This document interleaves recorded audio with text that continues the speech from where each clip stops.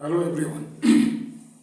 Today's topic is, you can see, you have already seen in the thumbnail of this video that I have written it is Shanghai's high-speed maglev trains. Yes, in this video I am going to discuss something about maglev trains. So, main topic is actually superconductivity. Application of superconductivity you will find in maglev trains by the use of superconductivity. What is the main use? Main use is first zero electrical resistance, okay, and next is Meissner Effect.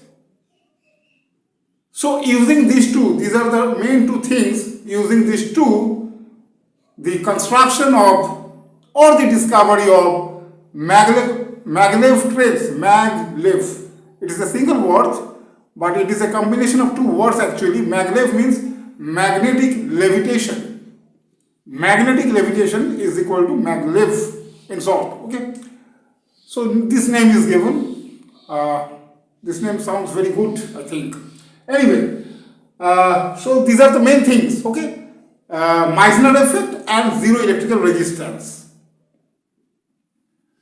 So, I want to start from where? First, you know that according to superconductivity, I have noted down 3 points here. Everything will appear on the screen. You can see easily on the screen. This board is not easily visible. Okay.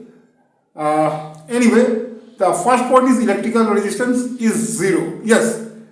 Above, a temperature is there for every material. The temperature is different. Okay. The temperature is different. That temperature is called critical temperature, above which means if you cross that temperature, if you go above that temperature, the property of superconductivity you will not get. Means this property will be lost. Okay. So there in that case there we will get some amount of electrical resistance, as well as in that case we will not get Meissner effect. Meissner effect means expulsion of magnetic flux from the interior of superconductors. That is known to you, I think. Okay. So, since superconductors expel magnetic flux from the interior of this material, that's why, and this effect is called Meissner effect, and that's why magnetic levitation has become possible. Because in that case, if I talk about that train, maglev train, then in that case, the electromagnet kept on the train, and there is coils in the track, okay, of the train. So there is repulsion, means electromagnet is also there in the track. So there is repulsive force. One in the train, another one in the track, and due to that repulsive force, trains can float. Okay, there is no physical contact in between the train and the track. Okay, so that's why this is called levitation. Okay, floating in air is called levitation. You know that thing. So that way, that is the main technology by using which the trains can move, and these trains are called maglev trains. So, and due to zero electrical resistance, the dissipation of energy or the energy loss, because due to electrical resistance, heat is generated. So, since electrical resistance becomes zero, in that case, no heat will be generated. So therefore, energy loss will be zero due to resistance. Zero resistance, zero energy loss due to resistance. There may be other losses also. Okay, there may be other losses, but due to resistance, energy loss will be zero. And next is critical temperature, and I have noted here critical temperature of 6 materials. I am going one by one. First is yttrium barium copper oxide, YbCO. In short, it is called YbCO. Critical temperature is 92 Kelvin. That is, in terms of degree Celsius, it is minus 181 degree Celsius. This is known as HTS, means high temperature superconductor. Okay, this is not low temperature superconductor. This is high temperature superconductor. Research is still going on high temperature superconductor as well as on room temperature superconductor. Okay, so for this it is 92 Kelvin. Next is lead. Okay, for lead, critical temperature is 7.2 Kelvin or minus 266.95 degrees Celsius.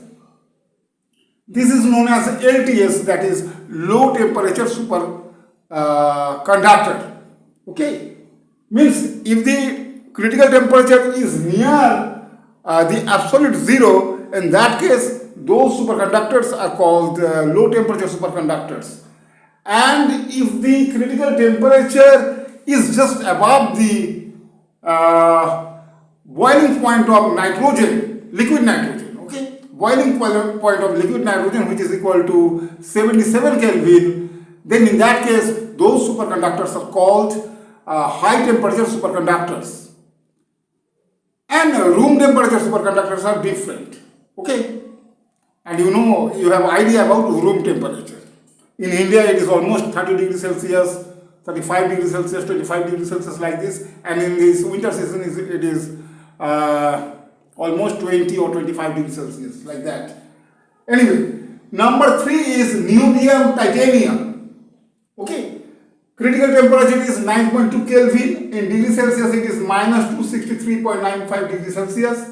This is LTS, means low temperature superconductor, and application of this has been found in MRI, magnetic resonance imaging. You know that in case of medical diagnostics, MRI is used. Okay, magnetic resonance imaging means in case of medical imaging, MRI is used, and for that this material, niobium titanium, this material is used. Next comes mercury. For mercury, the critical temperature is only 4.15 Kelvin, 4.15, and in terms of degrees Celsius it is minus 268.0 degrees Celsius. Okay, and mercury, this is the inventor of this superconductor was Camerlingh. In 1911 he discovered superconductivity for the material mercury. That was the first material for which the property of superconductivity was discovered. The name of the physicist, and he won Nobel Prize for this discovery. Okay, name of that scientist or the physicist is Camerlingh. Next, point number 5, bismuth, strontium, calcium, copper oxide. In short, it is known as BSCCO. Bismuth, strontium, calcium, copper oxide. And depending upon the composition, means ratio of the composition of the compounds, the critical temperature is not fixed, it varies. Okay, but the minimum critical temperature for this material is 100 Kelvin, that is minus 173 degree Celsius. This is also HTS, that is high temperature superconductor. Next comes magnesium diboride, 39 Kelvin, and in terms of degrees Celsius it is minus 234.15 degrees Celsius.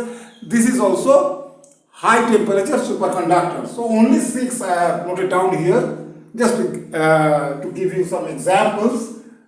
Okay, so these 3 points have already been covered. Then applications. So applications, one application I have already told you, that is magnetic levitation is used in case of high speed transportations. Okay, then medical imaging is already there. Okay, in MRI superconductors are used. Then in case of power transmission, I have no such record, but in case of power transmission, this technology using superconductivity, this technology can be used to minimize energy losses. Okay, so this can be used. And next comes quantum computing. In case of quantum computing, in the construction of qubits, superconductors are being used by the physicists. Yes, research is going on. Technology, the development of technology is still going on. So what is that thing? Qubit. In case of quantum computers, qubits are required, and for the construction of qubits, superconductors are used. And so next comes at last I want to say something about that Maglev trains. And in this world, means on our planet Earth, there are only 3 countries where you will get maglev trains. First is China, there you will get only 3 trains. Then comes South Korea, there you will get 2 trains. And next is Japan, there you will get only 1 train, maglev train.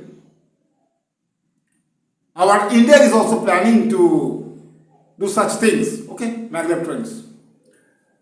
Anyway, so only 6 trains, 3 plus 2 plus 1 is equal to 6. Only 6 trains are available in 3 countries, China, South Korea and Japan. I have noted down here 6 points for which maglev trains are being constructed and being used by those countries. First is electromagnetic levitation. I have already discussed this point. Next comes zero resistance. Current flow, yes, that is also required. For zero resistance, energy loss is minimum or it becomes 0. Magnetic guidance. I have already discussed that electromagnets using superconductors are used both on the train and on the track. So there are 2 electromagnets, one in the track, one in the train.